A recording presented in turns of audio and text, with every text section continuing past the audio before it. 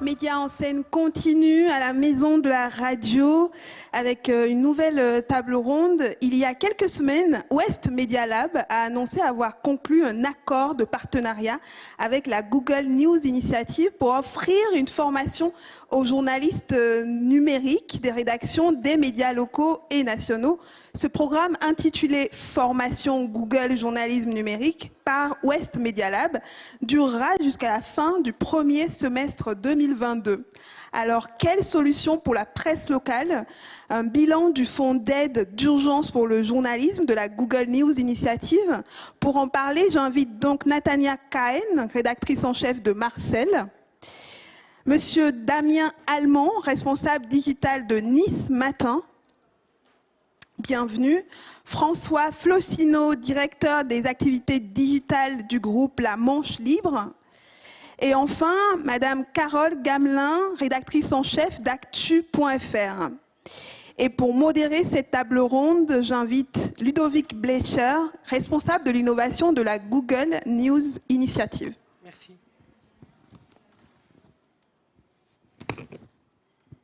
Bonjour à tous, merci beaucoup.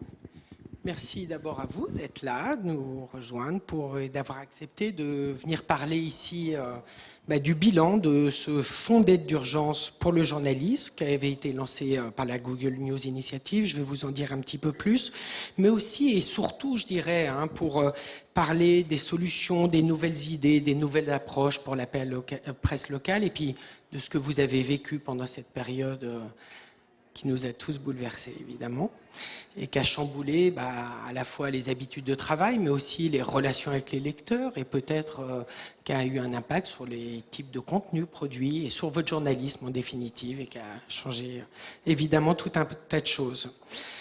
Alors, moi, j'ai finalement piloté, lancé, initié ce fonds d'urgence d'aide pour le journalisme qui était destiné à la presse locale. Et mon métier habituellement, c'est plutôt de financer des projets d'innovation. Je fais ça un peu partout dans le monde. On demande à des gens qui ont des idées pour changer les médias, inventer des nouvelles recettes, aussi bien de distribution de l'info que de nouvelles formules de modèles économiques, etc., de venir avec des idées. Et puis là, quand on a été tous absolument sous le choc, on a vu que le chamboulement était tel que finalement, il fallait parer à l'urgence. Et parer à l'urgence, c'était d'abord permettre à chacun, à vous, à la presse locale en particulier, qui a joué un rôle si essentiel pendant la pandémie, tout simplement à faire leur métier. Et donc, on s'est dit, quand il se passe quelque chose comme ça, d'abord, c'est cette urgence. On crée un fonds, ça a été un fonds mondial, où on a dit aux gens, mais est-ce que vous êtes un média local? Oui. Est-ce que vous avez besoin d'aide, de soutien? Oui. Expliquez-nous pourquoi, comment. Et puis, on va essayer de vous venir en aide. Et on a lancé un fonds, encore une fois, au niveau mondial. On a eu, ça a été très court, on a fait ça dès avril, juste après le confinement en France, quand le monde s'est retrouvé complètement paralysé. Et puis, on a reçu plus de 12 000 projets en 2 semaines. On a fait une sélection très rapide et on a retenu, plus de 5600 applications de différents médias dans 115 pays dans le monde pour un montant de 39 millions de dollars. Et vous pourrez en témoigner, mais on a essayé d'aller très très vite à la fois sur retenir les médias qui proposaient des projets et puis évidemment débourser les fonds le plus rapidement possible. En France, il y a 188 médias qui ont été sélectionnés de presse locale pour un peu plus d'1 million de dollars. Les sites, les publications de l'ensemble de nos intervenants ici ont tous bénéficié de cette aide. Merci Natania, merci Damien, Carole, François. Vous jouez tous un rôle essentiel et différent. Vous avez tous des parcours différents, des médias de tailles différentes qui s'adressent à des publics différents. Donc cette diversité, j'espère, va faire la richesse de notre panel. Merci d'être là. Et vous avez tous accompagné évidemment ce tremblement de terre auquel vos titres ont été confrontés. Alors pour rentrer dans le vif du sujet, ma première question sera pour vous, Natania Cahen. Vous êtes journaliste. Vous êtes la cofondatrice en 2018 d'un média en ligne, uniquement en ligne, qui s'appelle Marcel. Et c'est un média, vous dites, c'est un média dit de solution. Alors d'abord, qu'est-ce que c'est qu'un média de solution? Est-ce que vous pouvez nous raconter, nous expliquer en quoi c'est si important d'apporter des solutions dans une période pareille?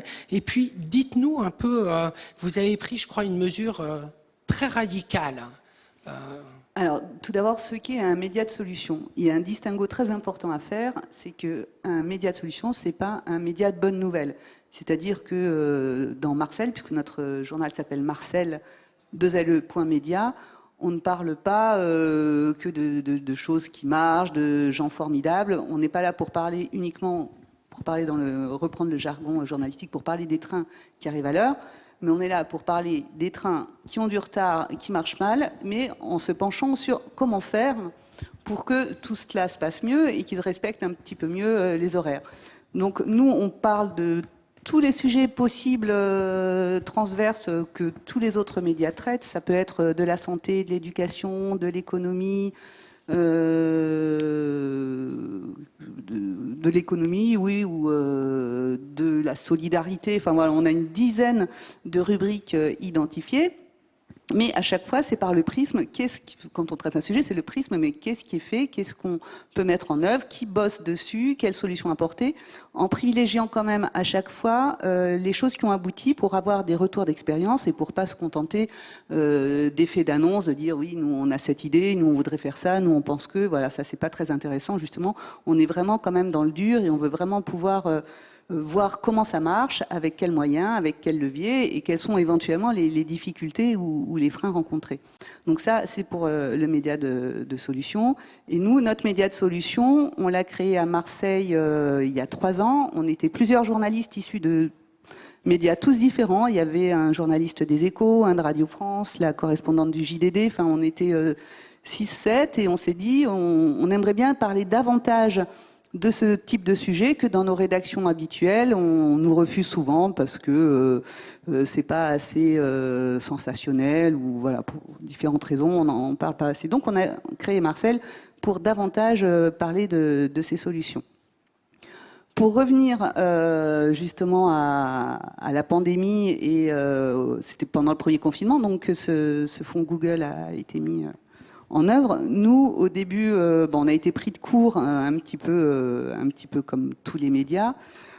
Beaucoup de nos reportages, de toute façon, ont été stoppés parce qu'on ne pouvait plus aller sur le terrain, parce que tout était un petit peu en suspens. On ne savait pas ce qui allait reprendre, ce qui marchait plus. Donc on s'est quand même adapté à la situation générale, ce qui fait qu'effectivement, on parlait essentiellement de santé, d'éducation, parce que c'était comment permettre aux étudiants, aux enfants, aux écoliers de poursuivre leur cursus, et de solidarité, parce que, enfin, à Marseille notamment, on s'est rendu compte qu'il y avait vraiment de gros problèmes qui se sont fait ressentir à ce moment-là, des enfants qui n'avaient plus à manger parce que leur repas c'était la cantine, des cités qui étaient à l'agonie. Et du coup, comme on était très sociaux, enfin très dans le social, très dans le serviciel, on s'est dit on va rendre notre média gratuit pendant la durée, on ne savait pas encore quelle serait la durée, mais en tout cas, tant que ce sera nécessaire et tant que ce sera ces sujets-là qui seront mis en avant. Donc, on n'a plus eu d'abonnement. Donc, vous étiez un média payant, oui, derrière un paywall, et vous vous êtes dit, bah là, on doit être là pour notre public, quoi. Tout à fait. Et donc, on met tout en gratuit. Oui, parce que tous nos articles traitaient de solidarité, quelque part. Ou de santé, enfin voilà, c'était vraiment, donc on a décidé... Alors, vous voyez quoi? Votre audience explose? Elle explose, en tout cas, elle augmente de façon considérable, les articles sont davantage partagés, puisque tout peut être lu, et puis que bon, on est quand même vraiment dans le vif du sujet, donc pendant mars, avril, on est complètement gratuit. Donc, effectivement, à part les abonnés qui avaient des récurrences sur leurs abonnements, on n'a pas de nouveaux abonnés, on n'a pas d'arrivée. Et c'est à ce moment-là que vous, le fonds Google, vous êtes manifesté. On a eu connaissance de votre projet et ça tombait vraiment à pic pour nous puisque ça a permis d'abonder justement ce manque à gagner qui était ponctuel. Et ça nous a permis de continuer, de pouvoir rémunérer les journalistes, de pouvoir continuer nos reportages, de fonctionner comme on fonctionnait auparavant. Et aujourd'hui, vous êtes encore gratuit ? Non, ben oui, c'est justement la bonne nouvelle, c'est que quand le premier déconfinement a été annoncé, bon ben on a de notre côté pris la décision de redevenir payant, donc on a averti nos lecteurs du changement. Et alors là, ça a été la bonne surprise parce que bon, on a eu une flopée d'abonnements à ce moment-là de personnes qui avaient pris l'habitude de nous lire ou qui tout simplement nous avaient découvert et qui ont choisi de continuer l'aventure à nos côtés. Et qui sont encore là. La plupart sont encore là, oui, et puis il y en a eu d'autres. Alors, je vais maintenant me tourner vers vous, Damien. Vous êtes en charge des contenus et des produits digitaux au groupe Nice Matin. Et puis le journaliste de solution, c'est quelque chose que vous connaissez bien. Hein. J'ai souvenir d'un projet, je crois, d'ailleurs, on avait... à l'époque, vous aviez eu un financement d'un fonds français. 2016, voilà, qui était déjà un fonds dont je m'occupais. Et qui était déjà sur un projet de solution, de journaliste de solution. Et vous êtes un expert, je dirais, du journaliste de solution et des communautés. Et puis vous, votre première réaction, finalement, ça a été de revenir un peu à ça, quoi, et de se dire, il y a là une réponse à apporter à nos audiences. Racontez-nous. Nous, on a une culture maintenant depuis quelques années à Nice Matin d'avoir essayé de placer le lecteur au centre du dispositif. Donc ça passait par le journalisme de solution sur la construction de notre offre numérique en 2016. Et puis on a fait pas mal de dispositifs les années qui ont suivi, avec des succès, des échecs. Mais globalement, on avait cette démarche-là qui nous tenait à cœur et qui fonctionnait bien. On avait des bons résultats en audience, en abonnement. Et donc, on traçait cette route-là. Le confinement arrive, compliqué, parce que tout notre dispositif était basé sur la rencontre aussi physique avec des lecteurs. Mais on se rend compte dans les commentaires qu'on reçoit sur notre site, sur nos pages Facebook, dans nos mails, que les lecteurs en fait ont énormément de questions et en fait ils nous demandent à nous, ils nous demandent de leur expliquer en nous posant des questions très très concrètes sur les conséquences du confinement, sur les règles. Est-ce qu'on a le droit de sortir, à quelle heure, est-ce qu'on peut promener son chien, est-ce qu'on a le droit d'aller chez le coiffeur, comment je vais faire les courses. Et du coup, on lance un tout petit formulaire sur le site, un formulaire qui explose, c'est un Google Sheet, où on a quasiment 15 000 ou 20 000 questions en 2-3 jours. Et on commence à répondre en fait, à ces questions à travers des articles, un peu comme on voit à la télé. Et on fait des petits articles très anglais, du coup, est-ce que j'ai le droit d'aller chez le coiffeur, est-ce que j'ai le droit d'aller faire mes courses, est-ce que j'ai le droit de sortir mon chien, est-ce que j'ai le droit d'aller à plus de 10 km de chez moi pendant le confinement, entre quelle heure et quelle heure. Et l'audience suit parce que tous ces papiers-là, c'est les papiers qui font le plus de trafic. Pourquoi ? Parce qu'ils sont très anglais et du coup ils correspondent aux requêtes sur Google des gens, donc on a des visites qui arrivent de toute la France sur ces papiers-là. Le fonds arrive et du coup, ça nous permet d'industrialiser la chose. Donc, on passe plus par un formulaire. On a créé un vrai back-office avec le fonds. Et donc, du coup, les journalistes ont accès directement à ce back-office, peuvent choisir les questions auxquelles ils vont répondre. On voit aussi les thématiques sur lesquelles on a répondu et on peut y répondre directement. On va beaucoup plus vite. Et du coup, ça a achevé en fait, de nous convaincre sur la démarche qu'on avait sur l'engagement auprès des communautés, sur aussi le journalisme de solution, parce que en fait, on rendait un service à nos lecteurs. Et pour nous, c'était quand même un des rôles essentiels d'un média local, c'était de rendre service à nos lecteurs, parce que sur le terrain, il y avait quasiment plus que nous à ce moment-là. Mais alors, cette rubrique, vous l'avez lancée en ligne, hein, puis je crois qu'au final, elle a atterri dans le papier, et elle existe toujours, non ? Il y a pas... Elle a été lancée en ligne, elle existe toujours en ligne, elle est devenue même une rubrique à part entière sur notre site, elle s'affiche en en grand en beau si vous allez sur la page d'accueil. Et petit à petit, elle a fait son entrée sur le papier avec, je crois que c'est dans le journal d'aujourd'hui, une page entière avec le logo de la rubrique sur le web et 3 ou 4 questions qui sont, je crois, encore liées au Covid. Mais maintenant, ça commence un peu à déborder. On sort des questions sur le Covid, on arrive sur des questions sur d'autres thématiques. Maintenant. Et qu'est-ce que vous avez appris avec ça, avec ce genre de mécanique ? On a appris que des fois, les journalistes se faisaient un peu plaisir en écrivant, que nos lecteurs comprenaient pas tout bien ce qu'on leur expliquait, qu'ils avaient besoin qu'on leur explique vraiment concrètement les choses, pas qu'on les prenne par la main, mais qu'on soit vraiment le plus didactique possible, le plus clair dans ce qu'on écrivait, que le message essentiel, il fallait peut-être pas faire un article de 200 lignes pour l'expliquer, mais en 10 lignes, ça tenait, c'était mieux compris, et tout le monde était content au final. Et c'est une des rubriques qui a été la plus visitée, c'est ça, et qui reste aujourd'hui extrêmement visitée ? Ouais, alors ça a été la rubrique la plus visitée pendant le confinement. Ça l'est toujours aujourd'hui parce que ça représente à peu près entre 27 et 30% de notre trafic tous les jours. Et devant les faits divers. Voilà. Et on voit bien à quel point être capable de répondre à des questions dans cette période où personne ne sait, c'est fondamental, et à quel point ça a pu aider vos communautés de lecteurs. Mais en même temps, vous étiez, j'imagine, beaucoup confrontés à des questions sur lesquelles il n'y avait juste pas de réponse. Comment on fait dans ce cas-là ? La difficulté, ça a été les réponses qui pouvaient changer d'heure en heure. Ça a été la plus grosse difficulté parce que le gouvernement nous a quand même rendu service pour cette rubrique parce que quand on écoutait le discours de Castex, derrière, il y avait 2000 questions qui arrivaient où les gens n'avaient pas tout bien compris. Donc on en prenait, on y répondait avec aussi ce qu'on avait compris. Sauf que le lendemain matin, il y avait des précisions et peut-être les réponses qu'on avait fait la veille n'étaient plus valables. On a eu un exemple concret, je crois, la semaine dernière où on écrit que le vendredi que les autotests ne seront plus, seront encore acceptés pour les passes sanitaires et dans la journée, ça change.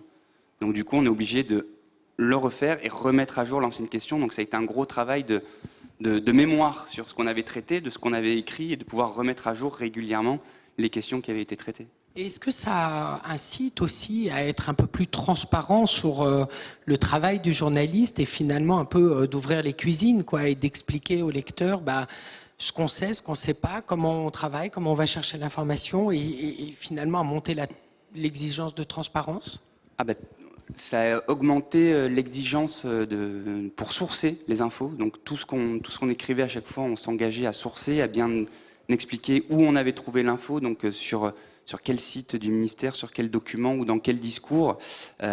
Aussi, des fois de dire, contrairement à ce qu'on a écrit il y a quelques heures, la situation a changé. Donc ça a été un long travail d'explication et surtout d'évolution. Enfin, on n'avait jamais été confronté, à part grosse catastrophe naturelle, d'une évolution comme ça quasiment toutes les heures d'une info où quelque chose était annoncé le matin, n'était plus valable à midi ou revenait à ce qui avait été annoncé le matin le soir. Ça a été très très compliqué à gérer et à expliquer pour nos lecteurs. D'ailleurs, ils nous le signalaient régulièrement en disant tout à l'heure vous avez écrit ça alors que ça a changé. Donc c'est aussi, on les écoutait à ce moment-là pour aller corriger. Alors Carole, maintenant je vais me tourner un peu vers vous pour parler un peu d'un autre sujet qui est l'organisation finalement. Les salles de rédaction, tous les médias, absolument comme tout le monde, s'est retrouvé complètement chamboulé dans son organisation. On papotait tout à l'heure et Damien nous disait j'ai vu des gens partir de la rédac, ils n'avaient pas d'ordinateur portable, ils ont pris les tours et ils les ont emmenés à la maison. Alors vous êtes la rédactrice en chef de Publi Hebdo. Publi Hebdo, c'est quand même 400 journalistes partout en France pour une centaine de médias hyper locaux. Quand on gère une rédaction de cette taille, mais comment on s'adapte à un choc aussi brutal du jour au lendemain ? Comment on fait ? Alors, actu.fr, donc la plateforme numérique du groupe Publi Hebdo, c'est effectivement 400 journalistes partout en France. Et on a des rédactions dans le Grand Est. Donc nous, on est une plateforme nationale d'information locale. Et le Grand Est, c'est la région par laquelle le virus est arrivé de manière très violente. Donc le Covid, on l'a vu venir. mais ça n'a pas empêché la sidération. C'est-à-dire que d'un seul coup, tout ce qui faisait le sel de nos pages locales, quand le premier confinement est tombé, tout s'est arrêté. On a un quotidien, on a des hebdomadaires, on a des journaux gratuits. Il n'y avait plus de vie locale, il n'y avait plus de vie associative, il n'y avait plus de sport, il n'y avait plus rien. Donc se réinventer, pour nous, ça a été obligatoire. Et ça a été assez radical également. On a fait ce qu'on sait faire. C'est-à-dire que nous sommes des médias d'hyper-proximité, donc on a fait le choix de se recentrer sur nos lecteurs, d'aller vers des choses très concrètes, c'est-à-dire du direct également, comme nos confrères de Nice Matin, avec des milliers de questions tous les jours, avec une information qui était effectivement mouvante, puisqu'on a tous été tributaires des mêmes annonces. Et puis, on a aussi essayé d'avoir des contenus beaucoup plus pratiques, et puis petit à petit aussi des choses qui pouvaient adoucir le confinement. Donc c'est là que le fonds Google est arrivé, c'est que nous on avait énormément d'énergie, on avait énormément de motivation, mais il nous manquait du matériel, puisque nos rédactions locales partout en France étaient des rédactions classiques avec des ordinateurs fixes, et que du jour au lendemain, il a fallu travailler sur des ordinateurs portables.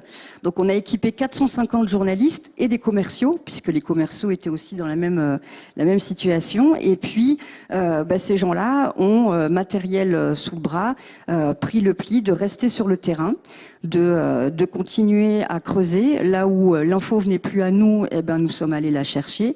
Et puis on a essayé de continuer à sortir, et on a réussi à continuer à sortir tous nos journaux papier et à proposer nos contenus numériques.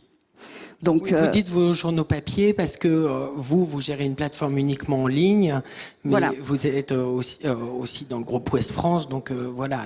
C'est-à-dire que nous, on a à la fois des rédactions uniquement sur le numérique, ce qu'on appelle des pure players, et puis on a aussi des rédactions bimédia qui sortent soit un quotidien pour Presse de la Manche par exemple à Cherbourg, ou des hebdomadaires papier qui chaque semaine fabriquent aussi un journal. Donc pendant la période, pendant la crise sanitaire, le défi c'était à la fois de continuer à sortir les journaux papier avec du contenu, et puis de continuer à faire vivre nos sites internet. Et cette période-là, au niveau des organisations, avec le recul, je trouve que humainement, et c'est assez paradoxal parce que toutes nos équipes ont été mises en télétravail, ça nous a rapprochés. Ça nous a rapprochés, nous. Tout le monde était dans le même bain, donc il y a eu une espèce de solidarité collective qui s'est mise en place, parce que 400 journalistes à l'échelle de toute la France, c'était une armée assez conséquente. Et il y a eu du partage d'idées de reportages, du partage d'outils, des encouragements, et tout ça a fait que la locomotive s'est lancée et on n'a pas arrêté. Nos journaux sont sortis, nos sites ont continué à vivre, et on est toujours là.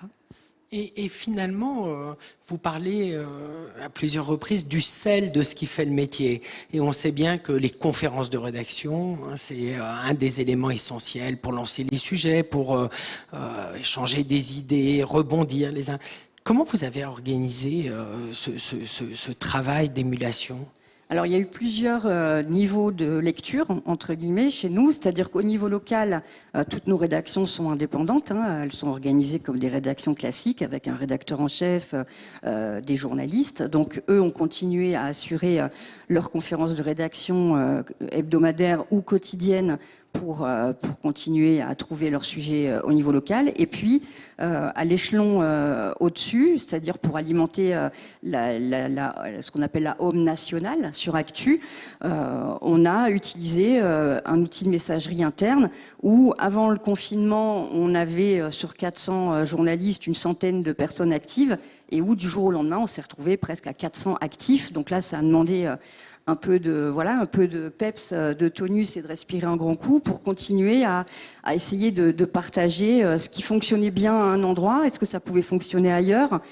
Ceux qui avaient trouvé des idées très concrètes pour aider leurs lecteurs, est-ce que ça pouvait pas aider des lecteurs aussi sur une autre région ? Donc on a fait énormément de partage, de mise en commun, et au final ça a créé vraiment une dynamique interne qui perdure encore aujourd'hui et qui nous permet de lancer d'autres verticales. C'est-à-dire que pendant le confinement, certains projets ont été stoppés, mais ça ne nous a pas empêché d'ouvrir d'autres actus en France, notamment le dernier qui est tout chaud, puisqu'on a ouvert la semaine dernière Actu à Perpignan. Et donc on a continué à avoir ce dialogue, non pas descendant entre le natio et les locales, mais entre toutes les locales entre elles et le natio à la même hauteur pour essayer de continuer à rendre service, puisque c'était de ça dont on parlait, rendre service à nos lecteurs. Alors François, vous êtes directeur des activités numériques du groupe La Manche Libre. C'est 5 titres de presse régionale et une radio. Alors vous avez un profil plus, on va dire, business et technique. En tout cas, c'est comme ça que vous vous présentiez. Et en tout cas, ce qu'on peut dire, c'est que vous êtes un vrai spécialiste de la transformation numérique de la presse. Donc, c'est intéressant d'avoir un point de vue un peu plus business sur cette période. Mais aussi, comment, moi, ce qui m'a frappé quand on a préparé ensemble, c'est vous avez dit, j'ai vécu 3 moments très forts et on a pris la décision de conserver la voilure malgré l'effondrement des recettes publicitaires pour financer tout ça. Pourquoi et comment vous avez fait? Merci Ludovic. Oui, effectivement, ce qui est compliqué quand on a un titre de presse, c'est de pouvoir alimenter en contenu. Les contenus, ça peut être des contenus journalistiques, mais c'est aussi des contenus publicitaires, puisque le modèle économique de la presse s'appuie principalement sur le modèle économique intégrant de la publicité. Donc, quand on n'a pas de contenu, malheureusement, il n'y a plus d'audience. Quand on n'a plus d'audience, on n'a plus de revenus publicitaires. Donc, c'était compliqué pour nous de réagir à cela. Donc, le fonds Google est tombé bien à propos, puisque on a fait le choix de maintenir toute l'équipe de rédaction en place, donc 2 journalistes et de correspondants. Et pour cela, il a été nécessaire pour nous de les former à un autre type de journalisme, le journalisme de solution, mais le journalisme aussi d'initiative. L'important pour nous, c'était, comme il n'y avait pas de contenu dans la rue, il était important pour nous de le produire en allant directement vers le lecteur. Et lorsqu'on est un titre de presse locale, il ne faut pas s'arrêter juste aux portes de la ville, juste aux portes de la périphérie, il faut aller dans la dernière maison du dernier petit village. Et donc, résultat, nous avions une véritable mission auprès de nos lecteurs, c'est de pouvoir répondre, leur apporter cette information de proximité qu'ils n'avaient plus avec les médias nationaux. Et donc on a eu ce rôle-là durant toute la période de Covid. Est-ce que finalement vous avez un peu, en exagérant, en forçant un peu le trait, un peu redécouvert une mission qui a toujours été la vôtre finalement? Alors, redécouvrir, non, puisque c'est quelque chose qu'on maîtrise depuis 70 ans aujourd'hui. En revanche, effectivement, il y a eu une jeune garde, notamment nos jeunes journalistes, qui ont véritablement compris l'importance de leur travail au quotidien. Pourquoi? Parce qu'ils étaient connectés à leur audience, puisqu'on suit évidemment les performances des articles, et donc ils pouvaient voir l'influence d'un article sur l'ensemble du lectorat du journal. Et ça a été véritablement révolutionnaire pour eux, puisqu'ils ont pris conscience de l'importance de leur métier au quotidien. D'accord. Et qu'est-ce qu'il en reste pour vous de ça? Qu'est-ce qui a changé? Qu'est-ce que vous avez appris qui reste? Alors, je peux pas parler de véritable vocation, il faudrait poser la question aux journalistes eux-mêmes, mais cette découverte a été vraiment quelque chose de fort. Ils ont créé un lien fort avec les lecteurs à travers parfois des rubriques qui ont été créées grâce notamment au fonds. On y reviendra peut-être plus tard, mais et de pouvoir faire vivre leur rubrique à travers un nom. Hein. On écrit pour un journal, mais on écrit aussi derrière un article, il y a une plume. Et ça, justement, ils ont ressenti grâce aux résultats, à l'audience qu'ils ont pu obtenir à travers le site internet notamment, qu'ils avaient un autre rôle à jouer qu'un simple auteur derrière un article. Mais racontez-nous ces rubriques avant qu'on ouvre aux questions des lecteurs, de l'audience, s'il y en a. De façon très rapide. Alors, tout simplement, au même titre que pour Nice Matin, on a été au-delà du formulaire puisqu'on a proposé carrément de contacter directement les journalistes. Donc, ces jeunes journalistes ont joué un petit peu les standardistes en collectant l'information directement des lecteurs, ce qui a permis effectivement de constituer ces rubriques annexes. Donc, à la fois sur le digital, mais aussi sur le print. Et c'est ce qui attendait certains de nos lecteurs, on peut dire, qui ont atteint un certain âge et qui n'ont pas forcément de contact avec le digital, mais plus avec le journal. Et ça a été un facteur extrêmement déterminant dans le choix des rubriques. Merci beaucoup. Nous allons prendre 2 questions du public. Oui. Oui, bonjour, Olivier Delagarde, France Info. La première chose, je vous trouve un peu dur avec les médias généralistes, parce que c'est vrai que pendant cette période, on a essayé aussi d'être au plus près des auditeurs. On a beaucoup modifié l'antenne. On a gagné d'ailleurs 850 000 auditeurs en plus en un an. Je tenais à le souligner. Peut-être une question que je voudrais poser à Nathania Cahen. Qu'est-ce qui va rester de cette période? Parce que on a vu que vous avez su vous adapter. Est-ce que le monde d'après va être vraiment différent pour vous? ou est-ce que finalement vous allez retomber, enfin vous allez vous remettre à travailler comme vous le faisiez précédemment? Je pense que les médias de solutions ont peut-être eu moins à s'inventer ou à se réinventer, en tout cas pendant la pandémie, parce qu'on avait quand même déjà un peu une dimension communauté. Je trouve qu'elle s'est renforcée à ce moment-là. Et nous, par exemple, ce qui a changé dans le traitement de nos sujets, c'est que comme on a été gratuit pendant toute la période du confinement, tout ce qui était la partie vous pouvez aider, vous pouvez vous mettre en lien, vous pouvez donner, était visible de tous. Et c'est ce qu'on mettait en général en bas de papier. Et depuis qu'on a refermé et qu'on est de nouveau payant, sur certains sujets qui concernent des thématiques comme la solidarité notamment, tout ce qui est vous pouvez participer, vous pouvez vous rencontrer, vous pouvez aider, maintenant c'est avant la limite payante, et ça on l'a laissé depuis justement la période du confinement. Sinon on est revenu à des contenus un peu plus normaux, mais j'ai trouvé que la communauté s'était renforcée et s'était solidifiée. Merci. Une toute dernière question, s'il y en a. Bonjour, donc c'est pour Nice Matin. Je voulais savoir comment vous est venue l'idée de créer le podcast et est-ce que vous allez en créer d'autres? Lequel? Psy, sur la psychologie. Ouais, rien à voir du coup, désolé. Pour être tout à fait honnête, c'est les deux psys qui sont venus nous voir en nous disant voilà, on a ce projet, on ne sait pas comment le faire, est-ce que vous pouvez nous aider à le monter? En gros, pour vous expliquer, on a une fois toutes les 2 semaines 2 psychologues qui répondent aux questions de nos lecteurs sur une thématique donnée. Alors c'est aussi un peu notre rubrique La rédaction répond qui leur a donné l'idée, mais c'est elles qui nous ont approchés en disant voilà, nous on a envie de participer, de rendre service aux gens, on est volontaire toutes les 2 semaines pendant 1 heure pour répondre aux questions de vos internautes. On vous donne une thématique et on travaille dessus, et voilà, c'est comme ça que ça s'est fait, assez simplement. On Merci arrive à la fin, beaucoup. Tout à fait. de ce N'hésitez panel. pas à aller voir nos intervenants après pour poursuivre la discussion. Merci à vous. Merci Merci Ludovic.